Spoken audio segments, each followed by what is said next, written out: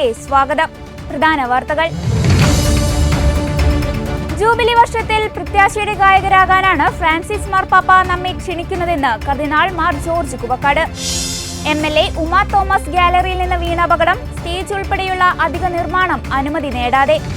ക്രിസ്തു ജയന്തിയുടെ സാധാരണ ജൂബിലി വർഷാചരണത്തിന് ഇടുക്കി രൂപതയിൽ പ്രൗഢോജ്വലമായ തുടക്കം. കേരള വനനിയമ ഭേദഗതി ബില്ലിനെതിരെ PV അൻവർ MLA. ലോക ചെസ്സിൽ ചരിത്രം കുറിച്ച് ഇന്ത്യൻ താരം.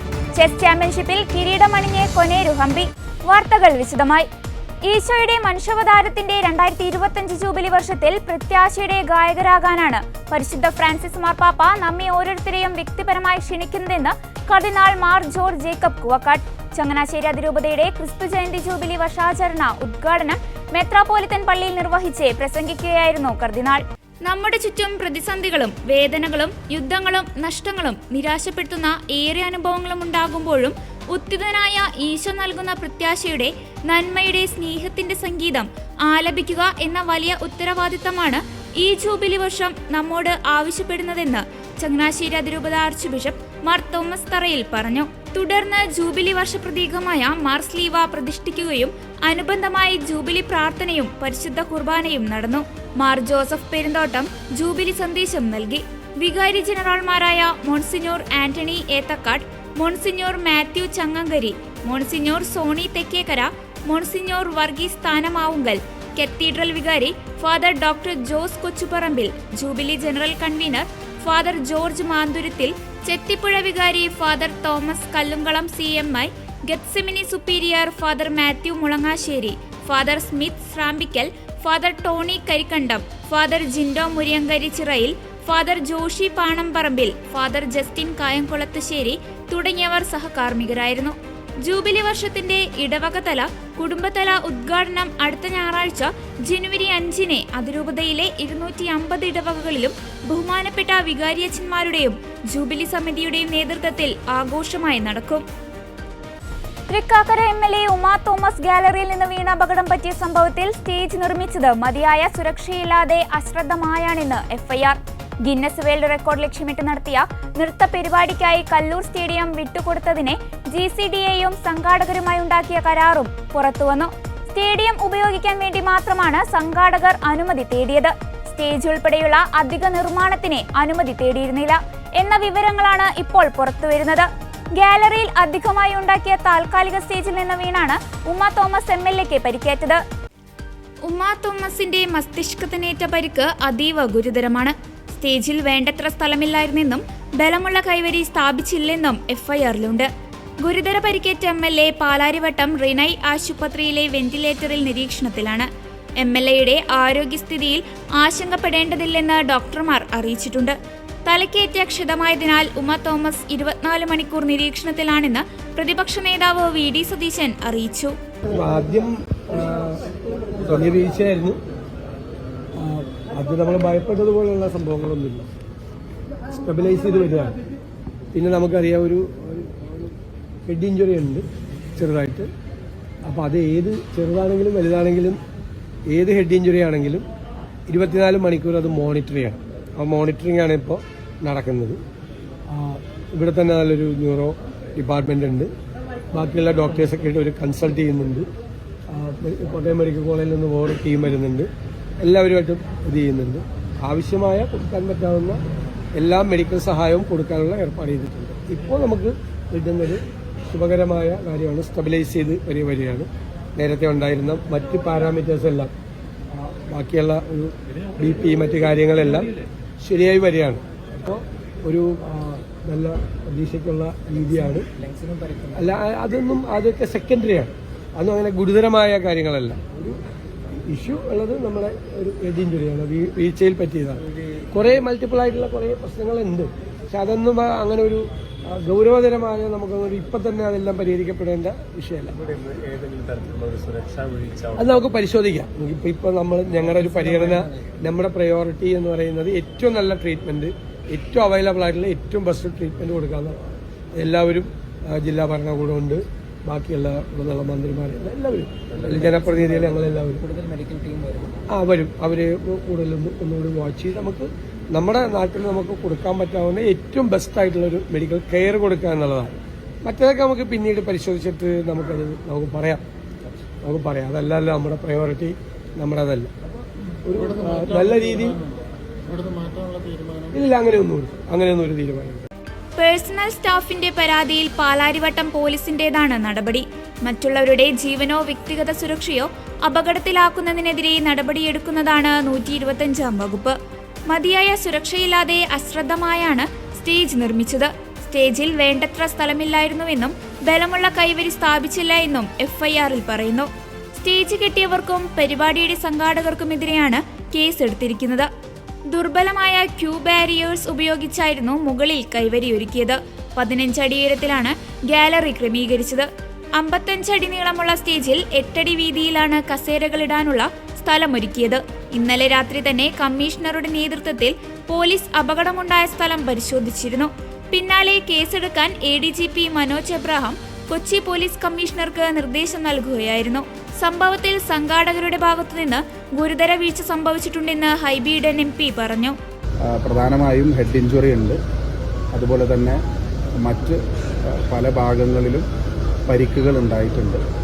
അത് സംബന്ധിച്ചിട്ടുള്ള മെഡിക്കൽ ബുള്ളറ്റ് അല്പസമയത്തിനകം ആശുപത്രി അധികൃതർ തന്നെ പുറത്തിറക്കും.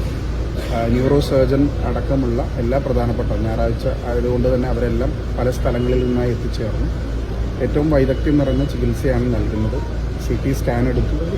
അതിനെ തുടർന്നുള്ള ഒബ്സർവേഷൻസ് ഡോക്ടർമാർ ഞങ്ങളുടെ അടുത്ത് നേരിട്ട് വ്യക്തമാക്കിയിട്ടുണ്ട്. മെഡിക്കൽ കോളേജിൽ നിന്ന് കോട്ടയത്ത് നിന്ന് ഗവൺമെൻറ് തന്നെ ഒരു ടീമിനെ മന്ത്രിയുടെ നിർദ്ദേശാനുസരണം ഇങ്ങോട്ടേക്ക് അയക്കുന്നുണ്ട്. അതോടൊപ്പം തന്നെ 24 മണിക്കൂർ ഒബ്സർവേഷൻ വളരെ ക്രിട്ടിക്കലാണ്. കാരണം ബ്രെയിനിനെയും ലങ്ങിനെയും ഇത് ബാധിച്ചിട്ടുണ്ട് എന്നുള്ളത് കൊണ്ട് തന്നെ ബാക്കിയുള്ള ഫ്രാക്ചേഴ്സും ബാക്കിയുള്ള കാര്യങ്ങളൊന്നും ലൈഫ് ത്രെട്ടനിങ് അല്ല. പക്ഷെ 24 മണിക്കൂർ ഒബ്സർവേഷനിൽ ഇരുത്തേണ്ടത് വളരെ പ്രധാനപ്പെട്ട ഒന്നാണ്. അതിനു വേണ്ടിയിട്ടാണ് ഇപ്പോൾ ശ്രമം നടത്തിക്കൊണ്ടിരിക്കുന്നത്. ഇത് സംബന്ധിച്ചിട്ടുള്ള ഒരു സേഫ്റ്റി പ്രോട്ടോക്കോൾ കായികേതരമല്ലാത്ത പരിപാടികൾ നടക്കുമ്പോൾ അത് പാലിക്കപ്പെടേണ്ട സേഫ്റ്റി പ്രോട്ടോക്കോളിനെ കുറിച്ചും ഞങ്ങൾ പല ആളുകളും ആശങ്ക ഉന്നയിച്ചിട്ടുണ്ട്. കാരണം അവിടെ ഉണ്ടായിരുന്ന സ്റ്റേജ് എന്ന് പറയുന്നത് ഗാലറിയുടെ പുറത്ത് നിർമ്മിച്ച സ്റ്റേജാണ്. ആ വലിയ സ്റ്റേജുമല്ല, ആ സ്റ്റേജിനോട് മുൻവശത്തായി മറ്റൊരു ചെറു സ്റ്റേജ്, ഒരു ആൾക്ക് നടന്നു പോകാൻ കഴിയാവുന്ന അത്രയും സ്ഥലം മാത്രമുള്ള സ്ഥലത്തായിരുന്നു ഈ ഉദ്ഘാടന ചടങ്ങ് സംഘടിപ്പിച്ചത്. അവിടെ ഒരു ബാരിക്കേഡിംഗ് സിസ്റ്റം ഉണ്ടായിരുന്നില്ല. അവിടെ ഒരു ക്യൂ മാനേജർ മാത്രമാണ് ഉണ്ടായിരുന്നത്. അപ്പോൾ അതിനെ സംബന്ധിച്ച് ഒരുപാട് ആശങ്കകളുണ്ട്. അതൊന്നും പറയേണ്ട സമയമല്ലെങ്കിൽ പോലും സേഫ്റ്റി പ്രോട്ടോക്കോൾസ് പരിപാടികൾ നടക്കുമ്പോൾ സ്വാഭാവികമായിട്ടും പാലിക്കപ്പെടേണ്ട സേഫ്റ്റി പ്രോട്ടോക്കോൾസ് പാലിച്ചിട്ടുണ്ടോ എന്നുള്ള പരിശോധന കൂടി നടത്തേണ്ട ഒരു സാഹചര്യം കൂടി നിലവിലുണ്ട്. ഞായറാഴ്ച കലൂർ ജവഹർലാൽ നെഹ്റു സ്റ്റേഡിയത്തിൽ മെഗാ ഭരതനാട്യം തുടങ്ങുന്നതിനു മുൻപ് വൈകിട്ട് 6:30യോടെയാണ് അപകടം നടന്നത്. നടി ദിവ്യ ഉണ്ണിയുടെ നേതൃത്വത്തിൽ ലോക റെക്കോർഡ് ലക്ഷ്യമിട്ട് 12,000 നർത്തകരുടെ ഭരതനാട്യം പരിപാടിയുടെ ഉദ്ഘാടനത്തിന് എത്തിയതായിരുന്നു ഉമ തോമസ്. കോൺക്രീറ്റ് സ്ലാബിലേക്ക് തലയിടിച്ചാണ് ഉമ തോമസ് MLA വീണത്. ഉടൻ തന്നെ ആംബുലൻസിൽ പാലാരിവട്ടം റിനൈ മെഡിസിറ്റി ആശുപത്രിയിൽ പ്രവേശിപ്പിച്ചു. മന്ത്രി Saji Cheriyan, ADGP S Sreejith, city police commissioner Putta Vimaladitya എന്നിവരുൾപ്പെടെയുള്ള അതിഥികൾ അപകടം നടക്കുമ്പോൾ വേദിയിലുണ്ടായിരുന്നു.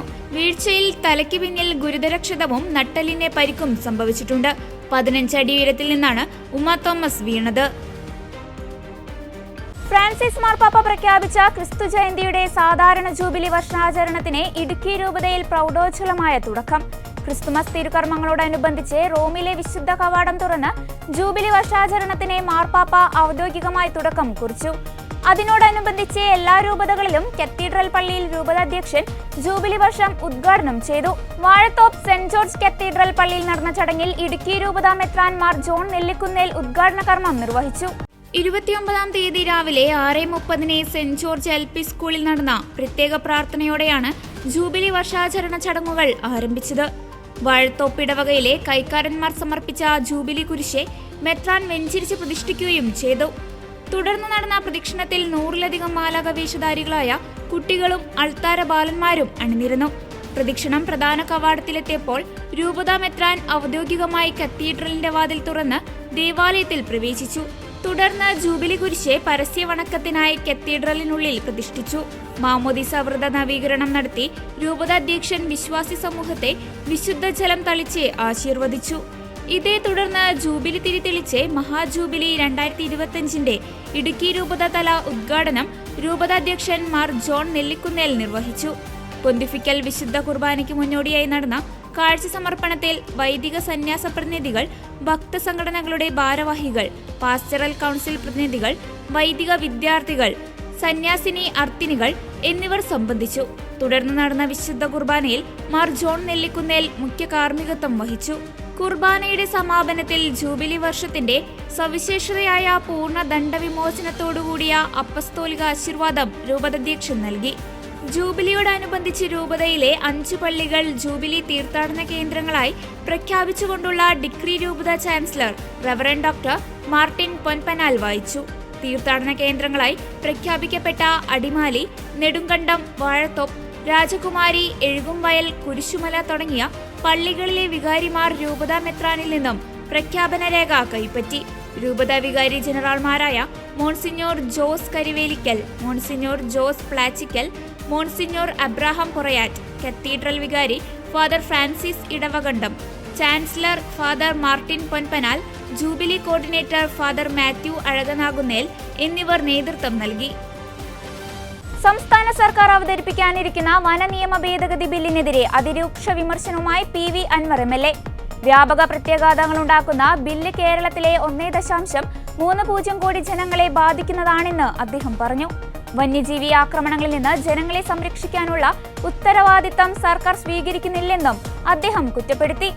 പുതിയ ബില്ല് നിയമമായാൽ വന്യജീവി ആക്രമണങ്ങളിൽ പ്രതിഷേധിക്കാൻ പോലും ജനങ്ങൾക്ക് അവസരമുണ്ടാകില്ലെന്ന് PV അൻവർ MLA പറഞ്ഞു. ഫോറസ്റ്റ് ഉദ്യോഗസ്ഥനെ തുറിച്ചു നോക്കിയാൽ പോലും കേസെടുക്കാവുന്ന സാഹചര്യമാണ് വരാൻ പോകുന്നത്. ആരെയും ഭയപ്പെടുത്താൻ ഫോറസ്റ്റ് ഉദ്യോഗസ്ഥരെ അനുവദിക്കുന്ന നിയമമാണിത്. പ്രതിപക്ഷം ശക്തമായി ഇടപെടേണ്ട വിഷയമാണ്. കേന്ദ്ര സർക്കാരിന്റെ നിർദ്ദേശമില്ലാതെയാണ് സംസ്ഥാന സർക്കാർ ഭേദഗതിക്ക് ഒരുങ്ങുന്നത്. IFOS ഉദ്യോഗസ്ഥരുടെ താൽപര്യം മാത്രം നോക്കി എടുത്ത തീരുമാനമാണിത്. ഇതിനെതിരെ ജനുവരി 3, 4, 5 തീയതികളിൽ വയനാട് പാർലമെന്റ് മണ്ഡലത്തിൽ പ്രചരണ ജാഥ നടത്തുമെന്നും അദ്ദേഹം പറഞ്ഞു. വനം വകുപ്പ് മന്ത്രിക്ക് സ്ഥാനം നിലനിർത്തണമെന്ന വിചാരം മാത്രമാണുള്ളതെന്നും വന്യജീവി ആക്രമണത്തിന് ഇരയാകുന്നവർക്ക് നൽകിയ ഒരു വാക്കും പാലിക്കപ്പെടുന്നില്ലെന്നും അദ്ദേഹം കുറ്റപ്പെടുത്തി. തോമസ് കെ തോമസിന് പല കാര്യങ്ങളിലും സ്വതന്ത്ര അഭിപ്രായങ്ങളുണ്ട്. തോമസ് മന്ത്രിയായിരുന്നേൽ ഈ വനനിയമ ഭേദഗതി ബില്ലിൽ ഒപ്പിടില്ലായിരുന്നു. അതുകൊണ്ടാണ് ഡമ്മി മിനിസ്റ്ററെ വനംവകുപ്പ് ചുമതലയിൽ വെച്ചിരിക്കുന്നത്. CPM മുസ്ലിങ്ങളെ മുഴുവൻ വർഗീയവാദികളാക്കി മുദ്ര കുത്തുകയാണ്. മുനമ്പത്ത് ക്രിസ്ത്യാനികളെയും വഞ്ചിച്ചു. വിവരമുള്ള ഒരു സ്വതന്ത്രനെയും CPMന് ഇനി കിട്ടില്ല. പാർട്ടിയെ നശിപ്പിക്കാൻ തീരുമാനിച്ചിറങ്ങിയിരിക്കുകയാണ് പിണറായി വിജയൻ. LDF അധികാരത്തിൽ തിരിച്ചെത്താതിരിക്കാൻ RSSന്റെ കരാർ ഏറ്റെടുത്തിരിക്കുകയാണ് പിണറായി വിജയനെന്നും അദ്ദേഹം വിമർശിച്ചു. ബീഹാർ പബ്ലിക് സർവീസ് കമ്മീഷൻ നടത്തിയ സിവിൽ സർവീസ് പരീക്ഷയുടെ ചോദ്യക്കടലാസ് ചോർന്നെന്ന ആരോപണത്തിൽ പ്രതിഷേധം പുകയുന്നു. കഴിഞ്ഞ ദിവസം ഉദ്യോഗാർത്ഥികൾ നടത്തിയ പ്രതിഷേധം സംഘർഷത്തിൽ കലാശിച്ചു. പ്രശാന്ത് കിഷോർ അടക്കമുള്ള ജൻസുരാജ് പാർട്ടി നേതാക്കൾക്കെതിരെയും പ്രതിഷേധം നടത്തിയ 700ഓളം പേർക്കെതിരെയുമാണ് പോലീസ് കേസെടുത്തിട്ടുള്ളത്. ഇവർ അനധികൃതമായി ആളുകളെ കൂട്ടം ചേരാൻ പ്രേരിപ്പിച്ചെന്നും ക്രമസമാധാന പ്രശ്നം സൃഷ്ടിക്കുന്നതിലേക്ക് നയിച്ചെന്നുമാണ് പോലീസ് പറയുന്നത്. ബീഹാർ പബ്ലിക് സർവീസ് കമ്മീഷൻ നടത്തിയ സിവിൽ സർവീസ് പരീക്ഷയുടെ ചോദ്യക്കടലാസ് ചോർന്നെന്ന ആരോപണത്തിൽ പട്നയിൽ പ്രതിഷേധത്തിൽ പങ്കെടുത്ത ആയിരക്കണക്കിന് ഉദ്യോഗാർത്ഥികൾക്കു നേരെ പോലീസ് ജലപീരങ്കി ഉപയോഗിക്കുകയും ലാത്തി ചാർജ് നടത്തുകയും ചെയ്തു. വീണ്ടും പരീക്ഷ നടത്തണമെന്നാവശ്യപ്പെട്ടാണ് ഉദ്യോഗാർത്ഥികൾ പബ്ലിക് സർവീസ് കമ്മീഷൻ ഓഫീസിലേക്ക് മാർച്ച് നടത്തിയത്. പ്രശാന്ത് കിഷോറിന്റെ ജൻസ്വരാജ് പാർട്ടി പ്രതിഷേധത്തിന് പിന്തുണ പ്രഖ്യാപിച്ചിരുന്നു. ഡിസംബർ 13 നടന്ന പരീക്ഷയുടെ ചോദ്യക്കടലാസ് ചോർന്നെന്നാണ് ആരോപണം. കഴിഞ്ഞ 10 ദിവസമായി പരീക്ഷ എഴുതിയ ഉദ്യോഗാർത്ഥികൾ പ്രതിഷേധത്തിലാണ്. എന്നാൽ പരീക്ഷ റദ്ദാക്കില്ലെന്നും ഉദ്യോഗാർത്ഥികളുടെ ആരോപണം തെളിയിക്കുന്നതിനുള്ള വസ്തുതകൾ കണ്ടെത്താൻ കഴിഞ്ഞിട്ടില്ലെന്നും Bihar public service commission controller Rajesh Kumar Singh പറഞ്ഞു. സംസ്ഥാനത്ത് 900 കേന്ദ്രങ്ങളിലായാണ് പരീക്ഷ നടന്നത്. മാന്നാനം ആശ്രമ ദേവാലയത്തിൽ വിശുദ്ധ ചാവറ പിതാവിന്റെ തിരുനാളിനോടനുബന്ധിച്ച് സംഘടിപ്പിച്ച 1500 വിശുദ്ധരുടെ തിരുശേഷിപ്പ് പ്രദർശനവും വണക്കവും സമാപിച്ചു. ഡിസംബർ 27, 28, 29 തീയതികളിലായിരുന്നു തിരുശേഷിപ്പ് വണങ്ങാനുള്ള സൗകര്യം ഒരുക്കിയിരിക്കുന്നത്. കട്ടപ്പന കേന്ദ്രമായി പ്രവർത്തിക്കുന്ന കാർലോ അക്യൂട്ടിസ് ഏഷ്യ ചാരിറ്റബിൾ സൊസൈറ്റിയുടെയും അരുണാചൽ പ്രദേശിലെ ഫാത്തിമീത്ത് സഭയുടെയും നേതൃത്വത്തിലായിരുന്നു പ്രദർശനവും വണക്കവും ക്രമീകരിച്ചിരുന്നത്.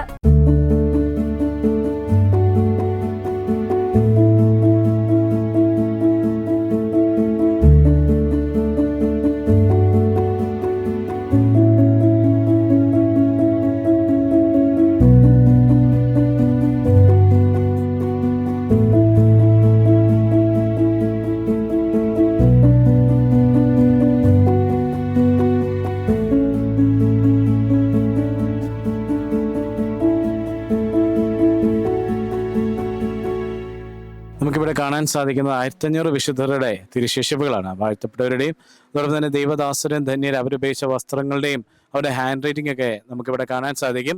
1500 വിശുദ്ധരുടെ തിരുശേഷിപ്പുകൾ വളരെ പ്രത്യേകം ആർജിച്ചിരിക്കുന്ന 500 വിശുദ്ധരുടെ തിരുശേഷിപ്പുകളാണ്. അത് പ്രത്യേകം അവരുടെ എല്ലിൻ്റെ അംശങ്ങളാണ്.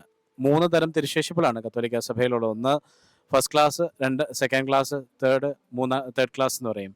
അപ്പോൾ ഫസ്റ്റ് ക്ലാസ് റിലീക്സ് 500 നമ്മുടെ കയ്യിലുണ്ട്.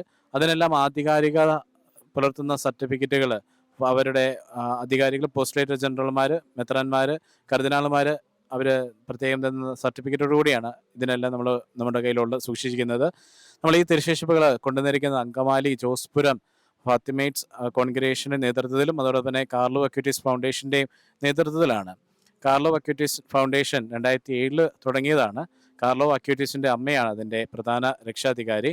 ഏഷ്യൻ അസോസിയേഷൻ്റെ ഹെഡായിട്ട് ജോയ്സ് അപ്രേം, അതായത് എൻ്റെ പിതാവ്, എൻ്റെ അപ്പൻ തന്നെയാണ് അതിൻ്റെ നേതൃത്വം വഹിക്കുന്നത്. കാർലോ അക്യൂട്ടിസിൻ്റെ ഒരു മിഷനാണ് ഞങ്ങളെ തുടർന്ന് കൊണ്ടുപോകുന്നത്.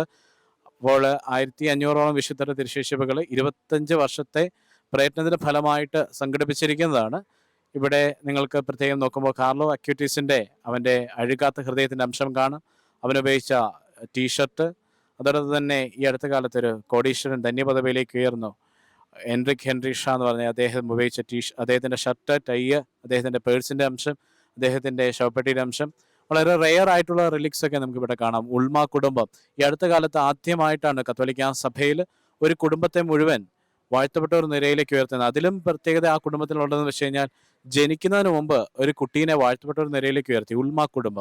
ഉൾമ കുടുംബത്തിലെ ജനിക്കുന്നതിന് മുമ്പ്, അതായത് അമ്മ രക്തസാക്ഷിത്വം ഭരിക്കുമ്പോൾ അമ്മയെ വെടിവെക്കുമ്പോൾ അമ്മയുടെ വയറ്റിൽ നിന്ന് കൊച്ചിൻ്റെ കൈയും കാലും പുറത്തു വന്നെന്നാണ് ചരിത്രം എഴുതിയിരിക്കുന്നത്. ഓൾറെഡി ഈ വിഷയത്തിനെ പറ്റി എല്ലാം പ്രതിപാദിക്കുന്ന പുസ്തകങ്ങൾ 100 ഞാൻ എഴുതിയിട്ടുണ്ട്. കാർലോ അക്യൂട്ടിസിൻ്റെ ആദ്യ ജീവചരിത്രം തന്നെ ഇംഗ്ലീഷിൽ ചെയ്യുവാൻ ദൈവം എനിക്കൊരു ഭാഗ്യം നൽകിയിട്ടുണ്ട്. അവൻ്റെ അമ്മയോട് കൂടെ സംസാരിച്ച സ്കൈപ്പിലൂടെ അവൻ ദൈവദാസനാകുന്നതിന് മുമ്പ് തന്നെ ആ പുസ്തകം രചിക്കാൻ എനിക്ക് ദൈവം അനുഗ്രഹം നൽകി. അവൻ്റെ ആ മിഷൻ തുടർന്ന് കൊണ്ടുപോവുകയാണ് ഞങ്ങളിവിടെ ചെയ്യുന്നത്. ഇതിലിപ്പോൾ നേതൃത്വം വഹിക്കുന്നത് ഇപ്പോൾ ഫാത്തിമേറ്റ് സഭയിലെ സന്യാസ സമൂഹയിലെ ബ്രദേഴ്സുണ്ട്, വൈദികരുണ്ട്. അപ്പോൾ എൻ്റെ പപ്പായും ഇതിന് നേതൃത്വം വഹിക്കുന്നുണ്ട്. നേരത്തെ എൻ്റെ അമ്മയുണ്ടായിരുന്നു. അമ്മ ഈ ഡിസംബർ 12 നിര്യാതയായി.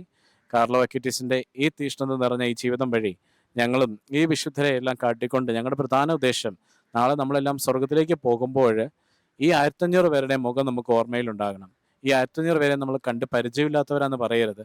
അവർ നമ്മളെ സ്വാഗതം ചെയ്യുമ്പോൾ അവരുടെ പേര് വിളിച്ച് അവരുടെ കൂടെ പോകാനുള്ള സൗഭാഗ്യം നമ്മൾ നേടിയെടുക്കണം. അതാണ് ഞങ്ങളുടെ പ്രധാന ലക്ഷ്യം. ഈ കാലഘട്ടത്തിന് ആവശ്യമാണ് യുവജനങ്ങളൊക്കെ വിശുദ്ധരെ തേടിപ്പോകുവാനും വിശുദ്ധരെ അന്വേഷിക്കുവാനും. അവരെപ്പോഴും ചോറ് തെളിക്കുന്ന ഈ പ്രായത്തിൽ അവർക്ക് മാതൃകകളാണ് വേണ്ടത്. അവർക്കുള്ള മാതൃകകൾ ഞങ്ങളുടെ ഇവിടെയുണ്ട്. ഞങ്ങൾ എല്ലാ ഇടവകളിലും എല്ലാ ഞായറാഴ്ചകളിലും ഫ്രീ ആയിട്ട് ഞങ്ങൾ ചെയ്തു കൊടുക്കുന്നത്. ഞങ്ങൾക്ക് ട്രാൻസ്പോർട്ടേഷൻ ചാർജ് മാത്രമേ ഞങ്ങൾ മേടിക്കാറുള്ളൂ. അതായത് നിങ്ങളുടെ ഇടവകളിലെ വികാരിയച്ഛന്മാർ റിക്വസ്റ്റ് ചെയ്യുമ്പോൾ അഥവാ ഞങ്ങൾ സ്വാഭാവികമായിട്ട് ഞങ്ങൾ ചോദിക്കാറുണ്ട്, പാരിഷ് ഹാളിൽ ഇങ്ങനെ ഒരു സെറ്റിംഗ് ക്രിയേറ്റ് ചെയ്ത് തരികയാണെങ്കിൽ ഞങ്ങൾ എവിടെയാണെങ്കിലും കേരളത്തിന് എവിടെയാണെങ്കിലും ഞങ്ങൾ ചെയ്തു തരാൻ സന്നദ്ധരാണ്. കാരണം ഞങ്ങളുടെ പ്രധാന ഉദ്ദേശം സ്വർഗത്തിലേക്ക് ആത്മാക്കളെ നേടുക എന്ന് മാത്രമാണ്. സ്വർഗത്തിൻ്റെ ആ കവാടത്തിലേക്ക് ആത്മാക്കളെ കൊണ്ട് നിറയ്ക്കുക മാത്രം ഞങ്ങളുടെ ലക്ഷ്യം. ഞങ്ങൾക്ക് അംഗീകാരമോ പ്രശസ്തിയോ പണമോ ഒന്നുമല്ല ഞങ്ങളുടെ ലക്ഷ്യം. സ്വർഗത്തിലേക്ക് ആത്മാക്കളെ നിറയ്ക്കുക, അതിനുവേണ്ടിയാണ് ഞങ്ങൾ പ്രയത്നിക്കുന്നത്. നിങ്ങൾ എല്ലാവർക്കും ഇവിടെ വന്ന് കാണാവുന്നതാണ്. ഇപ്പം മാന്നാനത്താണ്.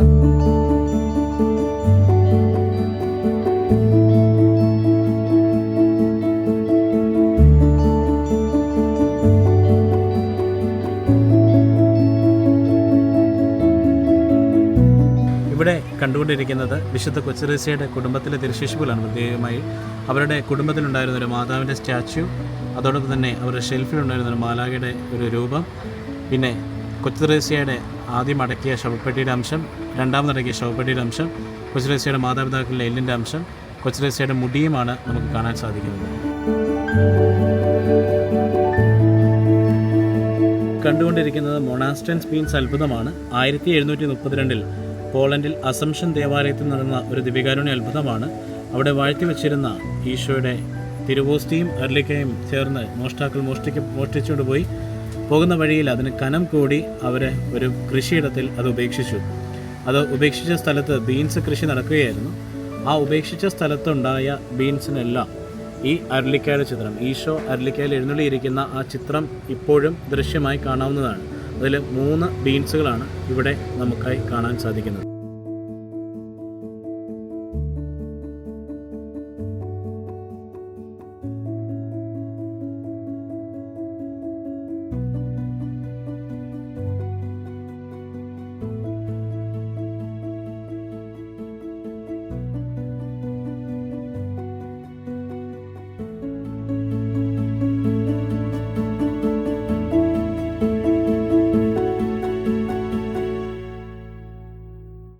ഏകദേശം 1500ഓളം വരുന്ന വിശുദ്ധരുടെ തിരുശേഷിപ്പുകൾ നിങ്ങളുടെ ഇടവകയിലും പ്രദർശിപ്പിക്കാനായിട്ട് താല്പര്യപ്പെടുന്നുണ്ടെങ്കിൽ താഴെ കാണുന്ന നമ്പറിൽ ഞങ്ങളെ ബന്ധപ്പെടുക. തീർത്തും സൗജന്യമായി തന്നെ ഇത് നിങ്ങളുടെ ഇടവകളിലും പ്രദർശിപ്പിക്കാനായി നിങ്ങളുടെ വികാരിയച്ഛന്മാരുമായി ഞങ്ങളെ കോൺടാക്ട് ചെയ്യുക. റഷ്യയിൽ നിന്നുള്ള വെടിയേറ്റാണ് അസർബൈജാൻ എയർലൈൻസ് വിമാനം കസാക്കിസ്ഥാനിൽ തകർന്നു വീണതെന്നും അവർ കുറ്റം സമ്മതിക്കണമെന്നും അസർബൈജാൻ പ്രസിഡന്റ് ഇൽഹാം അലിയേവ്. 38 പേരുടെ മരണത്തിനിടയാക്കിയ വിമാനാപകടത്തിന്റെ കാരണം മറച്ചുവെക്കാൻ റഷ്യ ശ്രമിച്ചെന്നും അലിയേവ് പറഞ്ഞു. കസാക്കിസ്ഥാനിൽ വിമാനം തകർന്നു വീണ സംഭവത്തിൽ റഷ്യൻ പ്രസിഡന്റ് വ്ളാഡിമിർ പുടിൻ ക്ഷമ ചോദിച്ചതിന് പിന്നാലെയാണ് അസർബൈജാൻ പ്രസിഡന്റിന്റെ പ്രതികരണം. വിമാനം റഷ്യ വെടിവെച്ചിട്ടതാണെന്ന് പൂർണ്ണ വ്യക്തതയോടെ പറയാൻ കഴിയും.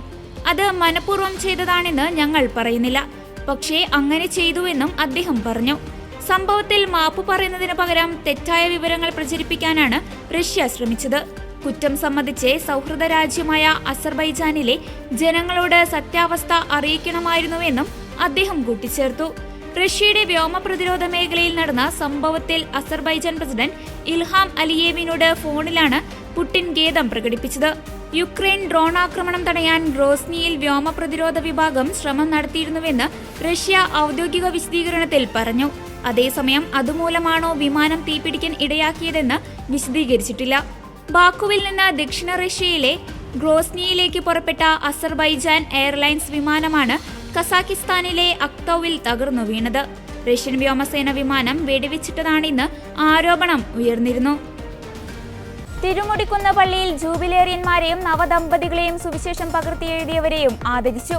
തിരുമുടിക്കുന്ന് ചെറുപുഷ്പം പള്ളിയിൽ ഗ്രേസ് റിപ്പിൾസിന്റെയും മിഷണറി കപ്പിൾസ് ഓഫ് ക്രൈസ്റ്റിന്റെയും ആഭിമുഖ്യത്തിലായിരുന്നു വിവാഹത്തിന്റെ 25-50 വർഷങ്ങൾ പിന്നിട്ട ജൂബിലേറിയന്മാരെയും നവദമ്പതികളെയും സുവിശേഷം പകർത്തിയെഴുതിയവരെയും ആദരിച്ചത്. ആഘോഷമായ പാട്ടുകുർബാനയ്ക്ക് വികാരി ഫാദർ സെബാസ്റ്റ്യൻ മാടശ്ശേരി മുഖ്യ കാർമ്മികത്വം വഹിച്ചു. നവദമ്പതികളും ജൂബിലേറിയന്മാരും കാഴ്ച സമർപ്പണത്തിനും പ്രാർത്ഥനാ ശുശ്രൂഷകൾക്കു ശേഷം വികാരിയച്ഛന്റെ അധ്യക്ഷതയിൽ നടന്ന യോഗത്തിൽ കോർഡിനേറ്റർമാരായ ആന്റോ ലിസി പെരേപ്പാടൻ, ജോസ് എൽസി പള്ളിപ്പാടൻ, ആനിമേറ്റ സിസ്റ്റർ ഫ്രാൻസിയ FCC, ഷാജു ജെസി പ്ലാശ്ശേരി എന്നിവർ പ്രസംഗിച്ചു. വികാരി ജൂബിലേറിയന്മാരെ പൊന്നാടണിയിച്ച് ആദരിക്കുകയും നവദമ്പതികൾക്ക് സമ്മാനങ്ങൾ വിതരണം ചെയ്യുകയും ചെയ്തു. 30 പേരാണ് സുവിശേഷം പകർത്തിയെഴുത്തിൽ പങ്കെടുത്തത്. Jiya Mary George Thekkanath Pulikkalan, Mini Johnson Thayyil, Seeja Robin Vazhakkala എന്നിവർ യഥാക്രമം 1, 2, 3 സ്ഥാനങ്ങൾ നേടി. വികാരി സമ്മാനങ്ങൾ വിതരണം ചെയ്തു. ജോർജ് ടെസി പള്ളിപ്പാടൻ, ആന്റണി ഷൈനി ചുള്ളി എന്നിവർ പരിപാടിക്ക് നേതൃത്വം നൽകി. 2025 അമേരിക്കയിലെ ഒറിഗൺ തീരത്തിനടുത്ത് കടലിനടിയിൽ അഗ്നിപർവ്വത സ്ഫോടനത്തിന് സാധ്യതയെന്ന് ഗവേഷകരുടെ പ്രവചനം. ഒറിഗൺ തീരത്തിനടുത്ത് സ്ഥിതി ചെയ്യുന്ന ആക്സിയൻ സീമൗണ്ട് അഗ്നിപർവ്വതത്തിലുണ്ടാകുന്ന മാറ്റങ്ങൾ നിരീക്ഷിച്ചാണ് ഗവേഷകർ മുന്നറിയിപ്പ് നൽകിയത്. ലോകത്ത് ഏറ്റവും അധികം സൂക്ഷ്മതയോടെ നിരീക്ഷിക്കപ്പെടുന്ന സമുദ്രാന്തര അഗ്നിപർവ്വതങ്ങളിലൊന്നാണ് ആക്സിയൽ സീമൗണ്ട്. ഒറിഗൺ തീരത്തെ കടലിനടിയിലുള്ള ആക്സിയൽ സീമൗണ്ട് അഗ്നിപർവ്വതത്തിലെ ഗ്രൗണ്ട് ഡിഫോർമേഷൻ, ഉയർന്ന ഭൂകമ്പ പ്രവർത്തനം, ഉപരിതല മാഗ്ന പ്രവാഹം എന്നിവയിൽ നിന്നുള്ള സൂചനകൾ പ്രകാരമാണ് ഗവേഷകരുടെ മുന്നറിയിപ്പ്. വരും വർഷം തന്നെ ഈ അഗ്നിപർവ്വതം പൊട്ടിത്തെറിക്കുമെന്ന് ഗവേഷകർ പറയുന്നു. ഇത് സംബന്ധിച്ചുള്ള നിഗമനങ്ങൾ അമേരിക്കൻ ജിയോഗ്രഫിക്കൽ യൂണിയൻ സമ്മേളനത്തിൽ ഗവേഷകർ അവതരിപ്പിച്ചു. ജനവാസ മേഖലകളെ നേരിട്ട് ബാധിക്കാൻ സാധ്യതയില്ലാത്ത അഗ്നിപർവ്വതമാണ് എന്നതിനാൽ വലിയ ആശങ്കകൾക്ക് അടിസ്ഥാനമില്ല. അഗ്നിപർവ്വത സ്ഫോടനങ്ങൾ പ്രവചിക്കുന്നതിലെ നാഴികക്കല്ലാകും ആക്സിയൽ ഡിമൗണ്ടിലെ പഠനമെന്നാണ് അനുമാനം. അഗ്നിപർവ്വത സ്ഫോടനങ്ങൾ ഏറ്റവും കൃത്യമായി പ്രവചിക്കാനുള്ള സാധ്യതയാണ് ആക്സിയൽ സീമൗണ്ട് പഠനത്തിലൂടെ ഗവേഷകർ കാണുന്നത്. കടലിന്റെ ഉപരിതലത്തിൽ സ്ഥാപിച്ചിട്ടുള്ള നിരീക്ഷണ ഉപകരണങ്ങളിലെ വിവരങ്ങൾ വിശകലനം ചെയ്താണ് ഗവേഷകർ പ്രവചനം നടത്തിയിരിക്കുന്നത്. ആക്സിയൽ സീമൗണ്ടിൽ 2015 പൊട്ടിത്തെറിക്ക് മുമ്പുണ്ടായ അതേ സൂചനകൾ ഇപ്പോഴും പ്രത്യക്ഷപ്പെട്ടതായി ഗവേഷകർ നിരീക്ഷിക്കുന്നു. പസഫിക് സമുദ്രത്തിൽ സ്ഥിതി ചെയ്യുന്ന ഒരു സമുദ്രാന്തർ ഷീൽഡ് അഗ്നിപർവ്വതമാണ് ആക്സിയൽ സീമൗണ്ട്. ഒറിഗണിലെ കാനോൻ ബീച്ചിൽ നിന്ന് 480 കിലോമീറ്റർ അകലെയാണ് ഈ അഗ്നിപർവ്വതം സ്ഥിതി ചെയ്യുന്നത്. 1000 മീറ്ററിലധികമാണ് ഈ അഗ്നിപർവ്വതത്തിന്റെ ഉയരം. 2015 ഈ അഗ്നിപർവ്വതം അവസാനമായി പൊട്ടിത്തെറിച്ചത്. ലോക ചെസ്സിൽ വീണ്ടും ചരിത്രം കുറിച്ച് ഇന്ത്യൻ താരം. വനിതാ റാപ്പിഡ് ചെസ് ചാമ്പ്യൻഷിപ്പിൽ ഇന്ത്യയുടെ കൊനേരു ഹംപി കിരീടമണിഞ്ഞു. ലോക റാപ്പിഡ് ചെസ് ചാമ്പ്യൻഷിപ്പിന്റെ വനിതാ വിഭാഗത്തിൽ 11ാം റൗണ്ട് ജയത്തോടെയാണ് കൊനേരു ഹംപി ചാമ്പ്യനായത്. 11ാം റൗണ്ടിൽ ഇന്തോനേഷ്യൻ താരത്തെയാണ് കൊനേരു ഹംപി തോൽപ്പിച്ചത്. ന്യൂയോർക്കിൽ നടന്ന ചാമ്പ്യൻഷിപ്പിലാണ് കൊനേരു ഹംപി കിരീടമണിഞ്ഞത്. 10 താരങ്ങൾ മത്സരിച്ച ചാമ്പ്യൻഷിപ്പിൽ 8.5 പോയിന്റുമായാണ് കൊനേരു ഹംപി ഒന്നാമതെത്തിയത്. അവസാന ദിവസം 7 താരങ്ങൾക്ക് കിരീട സാധ്യത ഉണ്ടായിരുന്നെങ്കിലും കറുത്ത കരുക്കളുമായി കളിച്ച ഹംപി മാത്രമാണ് ജയിച്ചത്. കൊനേരു ഹംപിയുടെ 2ാം ലോക റാപ്പിഡ് ചെസ് കിരീടമാണിത്. 2 തവണ ലോക റാപ്പിഡ് ചാമ്പ്യനാകുന്ന 2ാമത്തെ വനിതയാണ് ആന്ധ്രാപ്രദേശുകാരിയായ കൊനേരു ഹംപി. 2019 മോസ്കോയിലും കൊനേരു ഹംപി കിരീടം നേടിയിരുന്നു. ഡി ഗുഗേഷ് ലോക ചെസ് ചാമ്പ്യനായതിന്റെ ആരവം അടങ്ങും മുൻപാണ് ഹംപിയുടെ കിരീട നേട്ടം. ഇതോടെ ഗുഡ്നസ് ഈവനിംഗ് ന്യൂസ് പൂർണ്ണമാകുന്നു. കൂടുതൽ വാർത്താ അപ്ഡേറ്റുകൾക്കായി ഗുഡ്നസ് ന്യൂസ് ചാനൽ സന്ദർശിക്കുക. നന്ദി.